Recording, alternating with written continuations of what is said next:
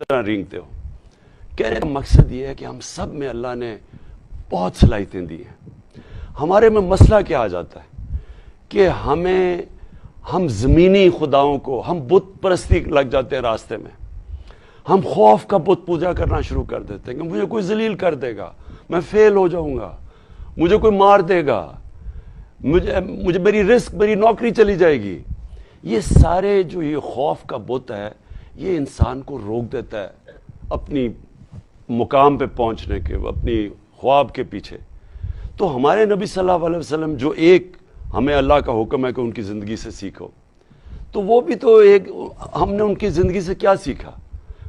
وہ انسان جو صادق اور امین تھا 40 سال، وہ صرف 10 سال، جب 40 سال کے بعد ان کو نبوت ملی، 10 سال صرف 40 لوگ مسلمان ہوئے تھے. ہر قسم کی مشکل ان کو اٹھانی پڑی. تو اللہ نے ہمیں ان کی زندگی سے کیا سکھایا کہ انسان کے ہاتھ میں صرف انہوں نے نیت اور کوشش دی ہے. اللہ کا جب فیصلہ ہوتا تو جب 13 سال کے بعد وہ مدینہ کی ریاست سنبھالی تو دیکھتے دیکھتے انہوں نے دنیا کی تاریخ ہی بدل ڈالی. یعنی کسی انسان نے وہ نہیں کیا جو انہوں نے اس 10 سال میں کر کے، یعنی دنیا میں وہ انقلاب آیا جس کی کوئی مثال ہی نہیں ہے. تو ہمیں جب وہ اللہ کہتا ہے ان کی راستے پہ چلو، تو ان کا راستہ مشکل راستہ ہے، لیکن جن لوگوں کے پاس یہ قوت ہوتی ہے اپنے خوف کو قابو پانے کے اور اللہ میں ایمان رکھ کے اور لا الہ الا اللہ میں ماننے کی، کوئی نہیں ہے خدا اللہ کے سوا، وہی لوگ بڑے کام کرتے ہیں. تو اس لیے مجھے کوئی خوف ہی نہیں ہے. کیا ہوگا؟ میں اپنی پوری کوشش کروں گا، کیا ہوگا؟ میں فیل ہو جاؤں گا، لیکن میں اپنے ضمیر کو اس کا تو سودا نہیں کروں. چلائی ہوئی ہے کہ تحریک انصاف کو جس طرح فوج سے لڑانے کی کوشش کی جا رہی ہے، اور میں پھر سے کہتا ہوں یہ بڑی خطرناک کیمپین ہے اور یہ ہمارے دشمنوں کے سوٹ کرتی ہے کیمپین. جب میری گورنمنٹ تھی تو آپ اگر ہندوستان میں اخبار پڑھیں اور جو مغربی اخبار پڑھیں جو کہ ہمارے خیر خواہ نہیں ہیں، وہ مضبوط پاکستان نہیں چاہتے. وہ کیا کیمپین کر رہے تھے کہ جی عمران خان فوج کا پتلا ہے. سارا وقت وہ کوشش یہ کر رہے تھے، کیونکہ گورنمنٹ کی اور سول ملٹری ریلیشن شپ اتنی زبردست تھی کہ ہم سب ایک پیج پہ تھے. اس سے ہم کرائسس سے نکلتے جا رہے تھے.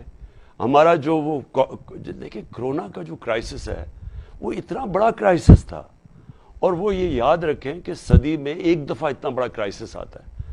تو اس کرائسس کے اندر جس طرح ہم نکلے ہیں، جس طرح سارے ملک کے ادارے سب نے مل کے لڑے، اور اس میں پاکستانی فوج کا بہت بڑا رول تھا.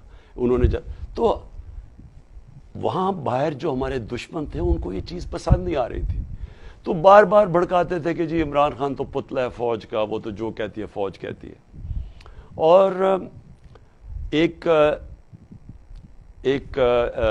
Fake sites, web sites discover ہوئی، اور تحریک انصاف کے لوگوں نے، ہمارے سوشل میڈیا نے ڈسکور کیا، جسے کہتے ہیں کہ یورپین یونین EU کی جو تھی سائٹس، یہ جو فیک انہوں نے سائٹس بنائی ہوئی تھی، جو ڈسکور کی ڈس انفارمیشن لیب، جس کے اندر ہندوستان سے 800 سائٹس بنائی ہوئی تھی، اور وہ پاکستان کے خلاف مسلسل پروپیگنڈا کر رہی تھی. اور وہ کیا تھا کہ صرف اٹیک ہو رہا تھا عمران خان کو اور پاکستانی فوج کو. تو جو لوگ نہیں چاہتے ملک مضبوط ہو، وہ چاہتے ہیں کہ سول ملٹری ریلیشن شپ اچھی نہ ہو. اب وہی لوگ ہیں جو اس وقت کئی پاکستانی صحافی تب اس یورپین یونین یہ جو ڈس انفارمیشن لیب کا حصہ تھے پاکستان سے، باقی باہر بھی تھے. اب وہی لوگ کوشش کر رہے ہیں کہ کسی طرح پاکستان کی سب سے بڑی پارٹی تحریک انصاف اور فوج کے اندر کسی طرح لڑائی ہو، کسی طرح آپس میں تنازع ہو. یہی ہوا تھا ایسٹ پاکستان میں. پاکستان کی سب سے بڑی پارٹی کا ٹکراؤ ہو گیا تھا پاکستانی فوج کے ساتھ اور ملک ٹوٹ گیا تھا.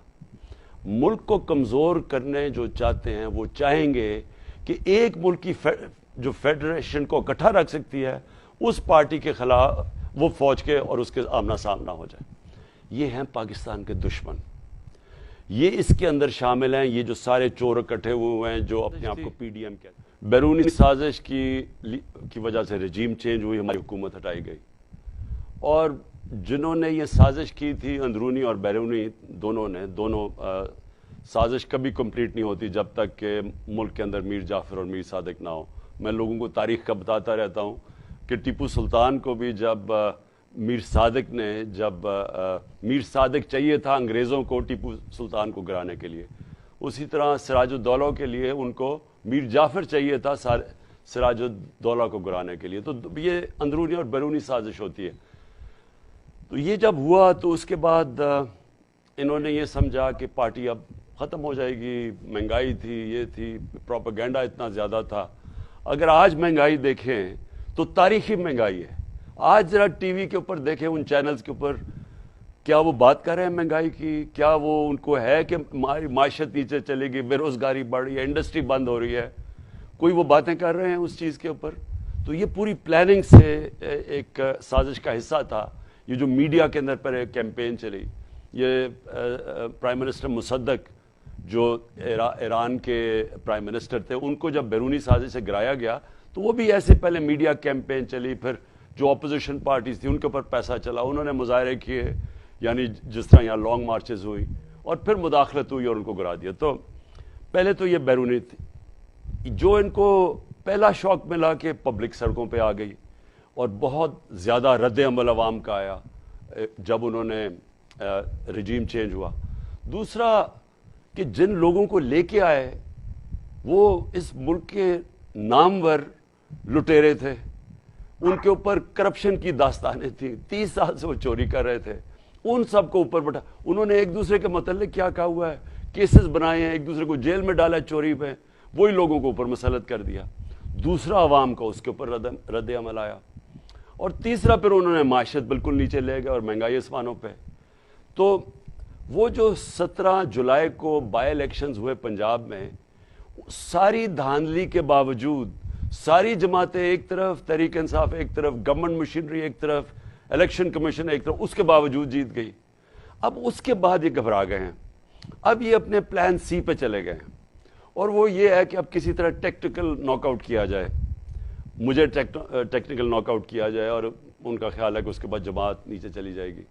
اور اس کے لیے یہ فورن فنڈنگ کیس ہے, توشہ خانہ کیس ہے, یہ سارے وہ چیزیں ہیں جو کہ جس وقت بھی عدالت کے سامنے جائیں گی, میں آپ کو یقین دلاتا ہوں فیکٹس آئیں گے, تو یہ کوئی کیسز ہی نہیں ہے.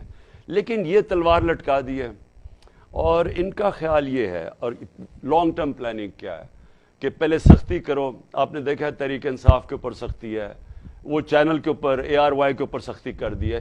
سوچے چینل کو اس کو بین کر دی ہے. اب اس کا کیا قصور ہے کہ وہ اگر شہباز گل کوئی بات کہہ گیا ہے تو چینل کا کیا قصور ہے؟ وہ پلان یہ ہے کہ کوئی جو میری آواز ہو وہ بند کی جائے, اور آواز بھی بند کی. اور جو مخالف چینلز ہیں, یہ ٹی وی پہ دیکھیں کس طرح کا شدید پروپیگنڈا چل رہا ہے. یہ فوج کو جی عمران خان نے یہ کہہ دیا, ہر چیز ڈھونڈی جا رہی ہے. یہ پورا پروپیگنڈا ہے, اس کے اوپر پیسہ چلا ہوا ہے. اور کوشش یہ ہے کہ پھر یہ پروپیگنڈا کے بعد کوئی بین آ جائے, اور پھر ڈیل یہ کی جائے کہ اچھا جی عمران خان کو بھی ہم اگر یہ بین ہٹاتے ہیں تو نواز شریف کا بھی وہ جو نااہل ہوا ہے وہ بھی ہٹا دیں. یعنی اس طرح کی کوئی باغین ہے. یہ اتنا خوفناک پلان ہے, اس سے پاکستان کو کوئی سمجھ ہی نہیں رہا کہ کتنا بڑا پاکستان میں ایسے نہیں دیکھا کہ وہ شہری جن کے اوپر نہ کوئی دہشت گرد کہہ سکتے ہیں ان کو, نہ کوئی انہوں نے کبھی تصادم کیا ملک میں, رات کے 2-2 بجے ان کے گھروں کے اندر چھلانگیں مار کے پولیس جا رہی ہے, ان کو دہشت پھیلا رہی ہے, ڈرا رہی ہے, پرامن احتجاج ہو رہا ہے, فیملیز کے اوپر شیلنگ کر رہے ہیں, ٹیئر گیس, اور جو ظلم کیا انہوں نے. تو یہ تو صرف ایک ڈری ہوئی حکومت جو چاہتی ہے کہ کسی طرح خوف پھیلا کے لوگوں کو ڈرا دے اور لوگ چپ کر کے سہم کے ایکسیپٹ کر جائیں ان کو. یہ ان کی کوشش ہے. تو یہ بھی ٹیکٹکس ہے ان کی کہ یہ بھی ان کی چلی کہ عمران خان کو کس طرح جیل میں ڈال دیں, غدار بنا دیں, اس کو غدار بنا. غدار کون بنا رہے ہیں؟ جنہوں نے 30 سال سے اس ملک کا پیسہ چوری کر کے 12 ارب روپے کی پراپرٹیز میں بیٹھے ہوئے ہیں, جن کے بچے باہر ہیں, ٹبر باہر بیٹھا ہوا ہے, بزنسز باہر ہیں, چھٹیاں باہر ہیں ان کی. وہ ہمیں غدار کہہ رہے ہیں جو سب کچھ بیچ کے پاکستان آ گیا, جو 20 سال باہر کمائی کی. تو یہ ان کی کوشش ہے, یہ ڈیسپریٹ ہے کہ کیونکہ ان کو ڈر لگا ہوا ہے الیکشن سے اور یہ ان کو پتہ کہ ہار جائیں گے، تو اس لیے پوری کوشش کر رہے ہیں کہ خوف ہراساں پھیلا کے کسی طرح مجھے سائٹ پہ کروا کے اور نواز شریف کو باہر بلوا کے اس کو ڈرائی کلینر سے گزار کے اور کہیں کہ جناب اب الیکشن ہو جائے. یہ ہوگا نہیں. یہ جتنا یہ کریں گے عوام کے اندر اس کا رد عمل بڑھتا جائے گا. یہ ریئلائز نہیں کرتے کہ آپ ARY کو دبا بھی دیں تو سوشل میڈیا کو تو کوئی بھی روک نہیں سکتا. اور یہ ریئلائز نہیں کرتے کہ عوام میں وہ شعور اور بیداری آ چکی ہے جو کبھی پاکستان میں پہلے تھی نہیں. اور انشاءاللہ کل کے جلسے میں آپ دیکھیں گے کہ پبلک کس طرح نکلے گی، اس جشن بھی بنائے گی، اور جن کو انشاءاللہ میں بتاؤں گا حقیقی آزادی ہوتی کیا ہے. تو آپ دیکھیں گے کہ یہ جو فیشسٹ ٹیکٹکس ہیں اور یہ جو خوف کے اندر یہ کوشش کر رہے ہیں یہ فیل ہو جائیں گی. اور اس کا مجھے کوئی فکر نہیں ہے، لیکن مجھے ڈر یہ ہے کہ جتنی دیر یہ رہ رہے ہیں پاکستان کی معیشت for the past couple of years میں کراچی میں سیٹلڈ ہوں، اور مجھے کبھی کبھار کچھ اس کے ایسے ایسے حصوں میں جا کے ایسا لگتا ہے کہ جیسے I am probably in Syria یا بغداد کے اندر کہیں پھر رہا ہوں، کیونکہ سڑکوں کا اور کچھ عمارتوں کی ایسے حالات ہیں کہ جیسے لگتا ہے کہ وہاں پہ بم گرائے گئے ہیں. تو پلیز کچھ بتائیں کہ how do we intend to fix Karachi, and what's the plan for Sindh, especially for Sindh, because I think that's the only way out for Karachi right now. ورنہ تو مجھے کوئی hostage city ہی لگتی ہے. So please. جی ہارون دیکھیں، ایک تو انشاءاللہ پورا میں اب سندھ کی تیاری کر رہا ہوں، انٹیریئر سندھ کی، اور وہاں ساری قوم کے سامنے میں یہ وعدہ کرتا ہوں کہ ایک ایسی کیمپین کروں گا جو کہ سندھ کی تاریخ میں بڑی کم لوگوں نے دیکھی ہوگی. اور وہ اس لیے کروں گا کیونکہ سب سے زیادہ جو آج ظلم ہے وہ اندرون سندھ کی عوام سے ہے. جتنا وہاں ان کو جیسے رکھا جاتا ہے، نہ ان کے حقوق ہیں، جو پیسہ ان کے اوپر خرچ ہونا ہوتا ہے وہ چوری کر کے باہر لے جاتے ہیں.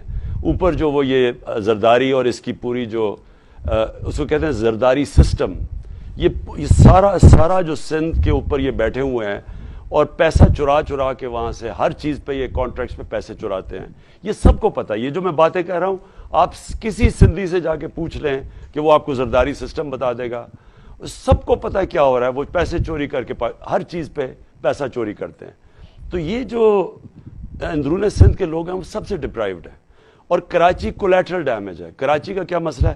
اندرون سندھ سے ووٹ لیتے ہیں اور وہ جب